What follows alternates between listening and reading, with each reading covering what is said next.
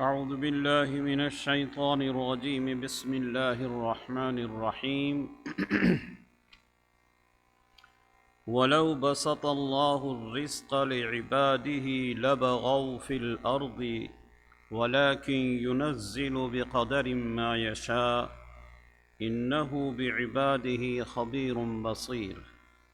وهو الذي ينزل الغيث من بعد ما قنطوا وينشر رحمته وهو الولي الحميد. ومن آياته خلق السماوات والأرض وما بث فيهما من دابة وهو على جمعهم إذا يشاء قدير. صدق اللہ العظیم. یہ 25ویں پارے کی سورہ شورى کی آیت نمبر 27، 28 اور 29 ہے. اس سے اوپر کے آیات میں چند ہدایات گزری تھی. اب اللہ تعالیٰ یہاں سے فرما رہے ہیں کہ وَلَوْ بَسَطَ اللَّهُ الرِّزْقَ لِعِبَادِهِ لَبَغَوْا فِي الْأَرْضِ وَلَكِنْ يُنَزِّلُ بِقَدَرٍ مَا يَشَاءُ إِنَّهُ بِعِبَادِهِ خَبِيرٌ بَصِيرٌ. پوری دنیا کو پیدا کرنا، کائنات کو پیدا کرنا، فلکیات اور ارضیات، اسی طرح فضائیات میں جتنی بھی چیزیں ہیں، جاندار ہو بے جان ہو، ان سب کو پیدا کرنا اور اس کا ایک نظام چلانا، یہ اللہ تعالیٰ کی قدرت اور طاقت میں ہے. اور اسی کی ایک حکمت ہے کہ اللہ تعالیٰ نے سب کو مساوی اور یکساں نہیں بنایا. اللہ کی نعمتیں بہت ساری قسم کی ہے، جن سب کو رزق کہا جاتا ہے، روزی کہا جاتا ہے. روزی صرف مال اور کھانے کی چیزوں کو نہیں کہا جاتا.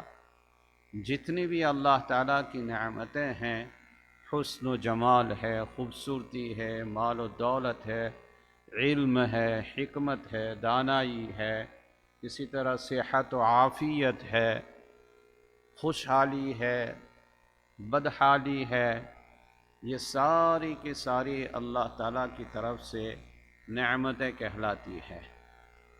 اب دو چیزیں ہیں، یا تو جتنی بھی مخلوقات ہے ان ساری مخلوقات میں یہ چیزیں بالکل ایکول اور مساوی تقسیم کی جاتی، برابر سرابر.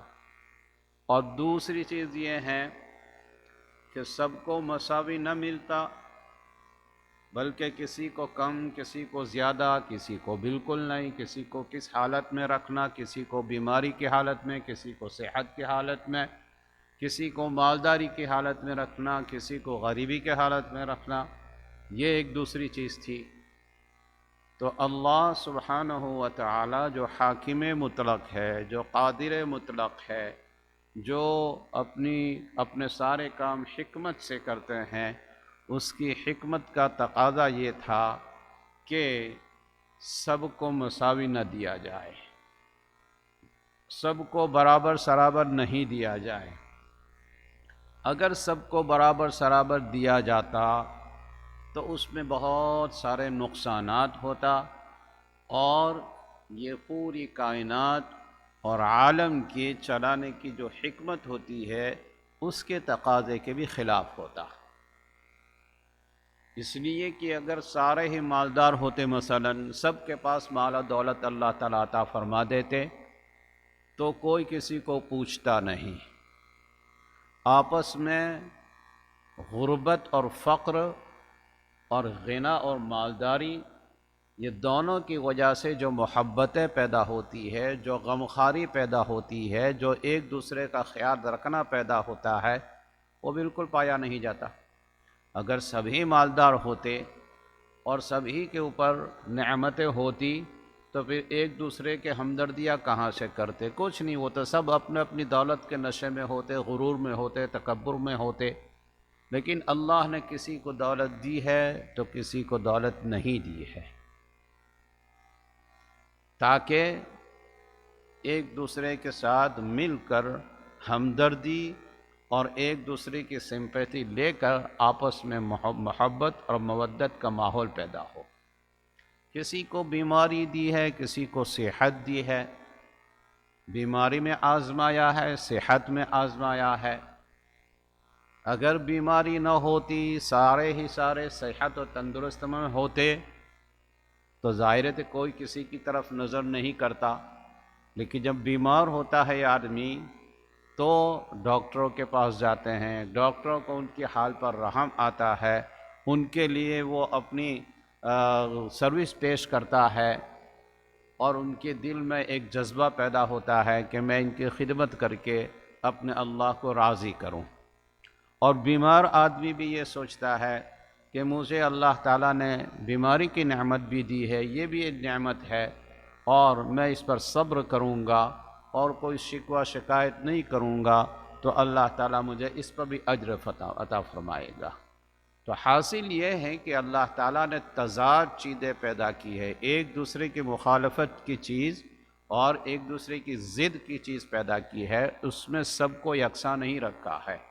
اگر سب کو برابر اور ایکول رکھتے تو یہ دنیا کے چلانے کے جو تقاضے ہوتے ہیں، اسباب ہوتے ہیں، اس کے بھی خلاف ہوتے ہیں۔ تو اس آیت میں اللہ تعالیٰ نے اسی کو بیان کیا ہے کہ چاہے وہ معاشیات کی قسم سے ہو یا کسی اور نعمت کی قسم سے ہو، اس میں اللہ تعالیٰ نے اپنی مرضی سے، اپنی حکمت سے اونچ نیچ رکھا ہے۔ اللہ تعالیٰ نے اپنی مرضی سے اس میں اونچ نیچ رکھا ہے۔ بعض روایات سے معلوم ہوتا ہے کہ کچھ صحابہ کے دلوں میں یہ خیال ہوا، انہوں نے اظہار بھی کیا کہ اس زمانے کے جو یہودی قبائل تھے، بنو نذیر تھے، بنو قریظہ تھے، یہ تھے، ان کے بڑے بڑے محل تھے، وہ بڑے مالدار تھے، اور ادھر صحابہ میں اتنی مالداری نہیں تھی، اتنی مال و دولت نہیں تھی۔ تو انہوں نے رسول اللہ صلی اللہ علیہ وسلم کے سامنے اپنے خیال کا اظہار بھی کیا، تو اس پر یہ آیت نازل ہوئی کہ تقسیم دولت اور تقسیم معاشی اور تقسیم نعمت یہ اللہ تعالیٰ اپنی حکمت سے کرتا ہے، تاکہ سب کو کیا کیا چیز دینی ہے، کیا نہیں دینی ہے، کس کا امتحان کس میں لینا ہے، یہ اللہ تعالیٰ جانتے ہیں۔ اس لیے اس آیت میں فرمایا کہ وَلَوْ بَسَطَ اللَّهُ الرِّزْقَ لِعِبَادِهِ لَبَغَوْا فِي الْأَرْضِ، اگر اللہ تعالیٰ پھیلا دیتے روزی کو اپنے بندوں کے لیے، لَبَغَوْا فِي الْأَرْضِ، تو وہ دنیا میں ایک دوسرے سے بڑھ چڑھنے کی کوشش کرتے، ایک دوسرے سے زیادتی کرتے اور بغاوت پہ آ جاتے، تو پھر اللہ کی حکمت کا تقاضا کیا ہوا؟ وَلَكِنْ يُنَزِّلُ بِقَدَرٍ مَا يَشَاءُ، لیکن اللہ تعالیٰ اتارتے ہیں بے قدر، ایک اندازے سے، ما یشاء، جتنا بھی چاہے۔ اللہ تعالیٰ ایک اندازے سے جتنا بھی چاہے اتارتا ہے، دیتا ہے، بارش کی شکل ہو، دوسری کوئی نعمت کی شکل ہو، یہ سارا اللہ تعالیٰ اپنی حکمت بالغہ سے ایک اماؤنٹ میں، ایک مقدر اندازے سے اتارتے ہیں اور دیتے ہیں۔ اِنَّهُ بِعِبَادِهِ خَبِيرٌ بَصِيرٌ، بلا شبہ وہ اپنے بندوں سے باخبر ہیں، دیکھنے والے ہیں۔ اللہ تعالیٰ ہر چیز سے خبردار ہے، اللہ کو ہر چیز کی خبر ہوتی ہے، اور اپنے بندوں کے ایک ایک ضرورت سے وہ واقف بھی ہوتا ہے، دیکھنے والا بھی ہوتا ہے۔ اس لیے کس کو کس اندازے سے دینا اور کس کو کتنا دینا، کس کی سرشت میں اور کس کی فطرت میں اللہ تعالیٰ نے کیا صفات رکھی ہے، وہ اللہ جانتے ہیں، وہ اللہ جانتے ہیں۔ ایک آدمی ایسا ہے کہ اس کی سیرت میں اور اس کی فطرت میں ایک تکبر کا مادہ، غرور کا مادہ وغیرہ ہے، اللہ کو معلوم ہے، یہ جانتے ہیں اللہ تعالیٰ۔ اب اگر اس کو ہر چیز سے بالکل مستغنی کر دے، ہر چیز سے فارغ کر دے اور ساری چیزیں مہیا کر دے، تو ظاہر ہے کہ اس کا تکبر تو آسمان پر پہنچ جائے گا، جو اس کے لیے نقصان دہ ثابت ہوتا ہے۔ اس لیے اللہ تعالیٰ اسے کنٹرول میں رکھتا ہے۔ اللہ تعالیٰ بعض نعمتوں میں اسے محتاج بنا دیتا ہے، وہ نہیں دیتا، اور ایک وہ شخص ہیں کہ جس میں تواضع کی صفت زیادہ ہے، تو اللہ تعالیٰ اسے دولت دیتا ہے، اسے دوسری نعمتیں بھی دیتا ہے، تاکہ وہ دولت اور وہ نعمتیں اس کے حق میں خیر کا باعث بنے، بھلائی کا باعث بنے، اور یہ اس کے راستے سے آگے بڑھے اور جنت کمائے۔ تو کن کو کتنا دینا اور کن کو کتنا دینا نہیں دینا، یہ اللہ تعالیٰ جانتے ہیں۔ اِنَّهُ بِعِبَادِهِ خَبِيرٌ بَصِيرٌ۔ اللہ تعالیٰ اپنے بندوں سے بڑے باخبر ہیں اور دیکھنے والے ہیں۔ جیسے ہوتے ہیں بعض کہ جس کو اللہ کی نعمتیں ملتی ہے تو وہ نعمت سے پھولا نہیں سماتا اور اس کی جو ہے ناقدری کرنے لگ جاتا ہے، اور جہاں خرچ کرنا ہوتا ہے وہاں کی بجائے دوسرے حرام کاریوں میں، غیر چیزوں میں خرچ کرتا ہے، تو ظاہر ہے کہ اس کے لیے باعث وبال بن جاتا ہے، ہوتا ہے ایسا۔ اس لیے اللہ تعالیٰ اندازے سے دیتا ہے۔ وَهُوَ الَّذِي يُنَزِّلُ الْغَيْثَ مِن بَعْدِ مَا قَنَطُوا وَيَنشُرُ رَحْمَتَهُ۔ اور اللہ تعالیٰ آزماتے بھی ہے بعض مرتبہ۔ اللہ اپنی مدد کو، اسی طرح اپنی نعمتوں کو بعض مرتبہ ڈیلے کرتا ہے، مؤخر کرتا ہے، تاکہ بندوں کے حالات کو بھی جانچے، دیکھے۔ یہ مثال رسول اللہ صلی اللہ علیہ وسلم کے زمانے میں جہاد وغیرہ کے موقع پر بھی آئی تھی۔ ایسی حالت ہو گئی تھی، ایسا حالت ہو گئی تھی کہ سارے صحابہ اور رسول اللہ صلی اللہ علیہ وسلم پکار اٹھے تھے کہ متی نصر اللہ، متی نصر اللہ، اللہ کی مدد کب آئے گی، اللہ کی مدد کب آئے گی۔ لیکن اللہ مدد کب بھیجنا ہے وہ جانتا ہے، اس کے لیے ہر نعمت کے ایک وقت ہے، وہ اس کے علم میں ہے کہ کتنا آزما کر وہ نعمت دینی چاہیے۔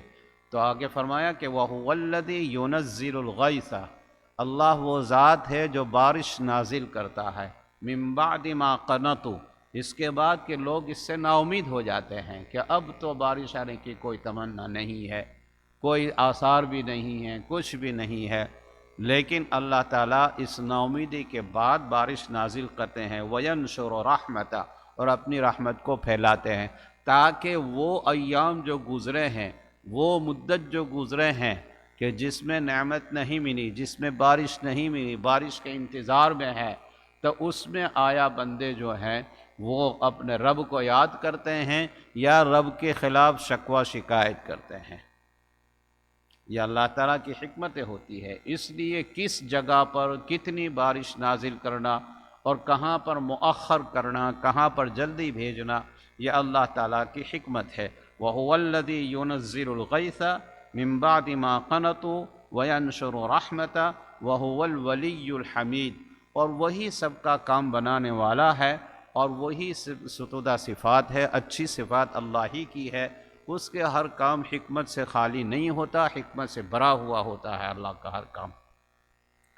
اور اللہ کی قدرت یہ ہیں، اللہ تعالیٰ جب ایسی باتیں بیان کرتے ہیں تو پھر جو حقیقی عقیدہ ہوتا ہے اس کی طرف بھی اللہ تعالیٰ اشارہ فرما دیتے ہیں۔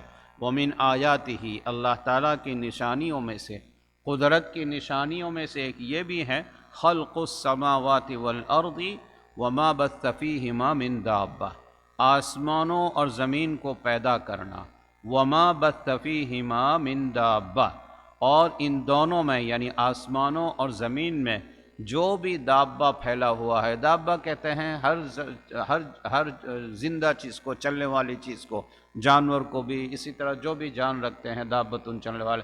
تو آسمانوں میں اور زمین میں اللہ جانے اللہ کی کتنی مخلوقات ہیں، ملینوں ٹریلینوں مخلوقات ہیں، ان سب کو اللہ تعالیٰ نے پیدا کیا ہے، یہ اللہ تعالیٰ کی قدرت کی نشانی ہے۔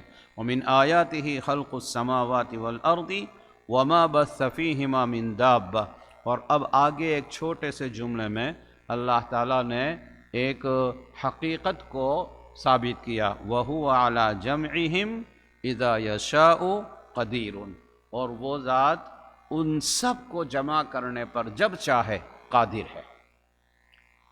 آسمان اور زمین اور ساری کائنات کو اللہ تعالیٰ نے پیدا کیا ہے، ایک منظم انتظام کے ماتحت اللہ تعالیٰ اس کو چلاتے ہیں، اور جب چاہے اللہ تعالیٰ ان سب کو جمع کرنے پر قادر ہے۔ قیامت کے عقیدے کو بیان کر دیا کہ ایک وقت وہ آئے گا جب اللہ چاہے گا اس کا علم کسی کو نہیں ہے، لیکن جب اللہ تعالیٰ چاہے گا ان سب کو جمع کریں گے ایک فیلڈ میں، میدان میں، اور وہی قیامت کا میدان ہوگا۔ وَهُوَ عَلَى جَمْعِهِمْ إِذَا يَشَاءُ قَدِيرٌ، اور اللہ ان سب کے جمع کرنے پر اذا یشاء، جب وہ چاہے، قادر ہے، قدیر قادر ہے۔ اتنی ساری نعمتوں کے بعد، اتنے سارے حقائق بیان کر دینے کے بعد بھی اگر کوئی مصیبت میں مبتلا ہو اور کوئی اپنا ہی نقصان کرے تو اپنے کرتوت کی وجہ سے ہوگا۔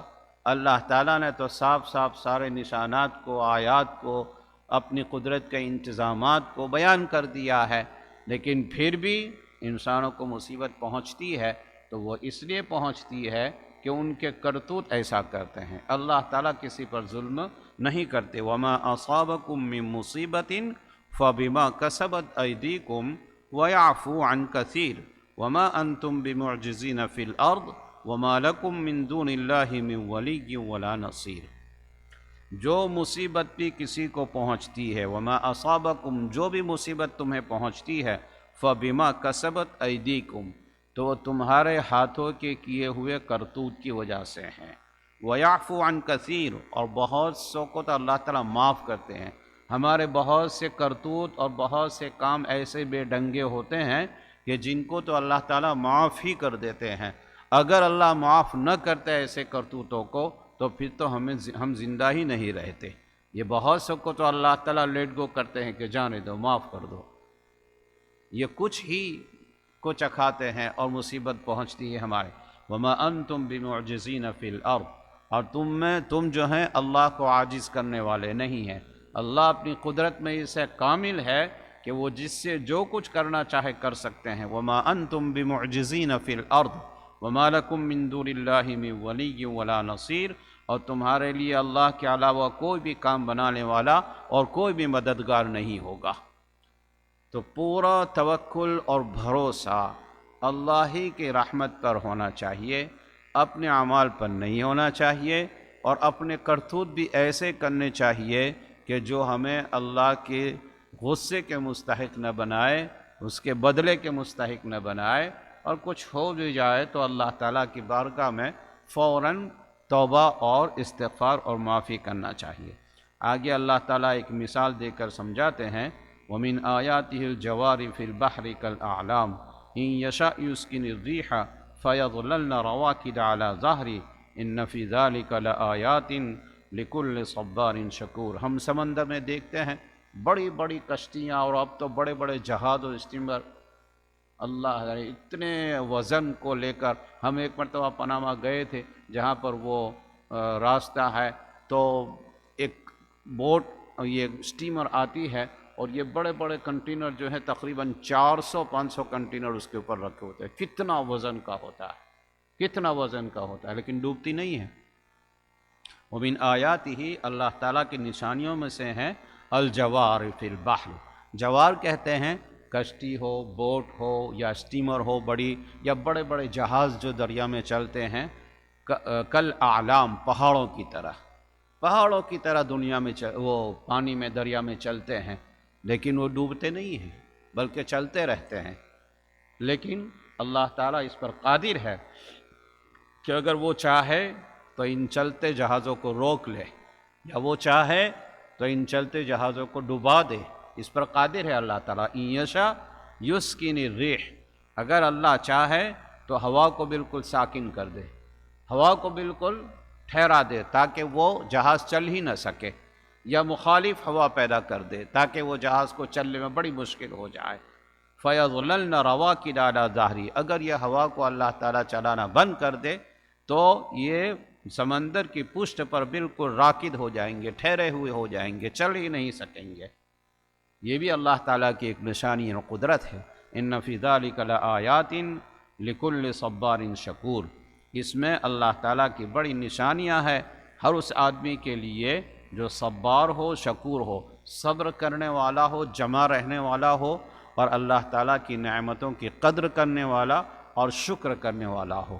یہ کچھ آیات ایسی ہیں کہ جس میں اللہ تعالیٰ نے اپنی قدرت کی نشانیات بیان کی ہے، اور ان نشانیوں سے عبرت اور سبق سکھایا ہے کہ جو جس نعمت میں ہے، مومن کے لیے دونوں چیزیں نعمت ہے۔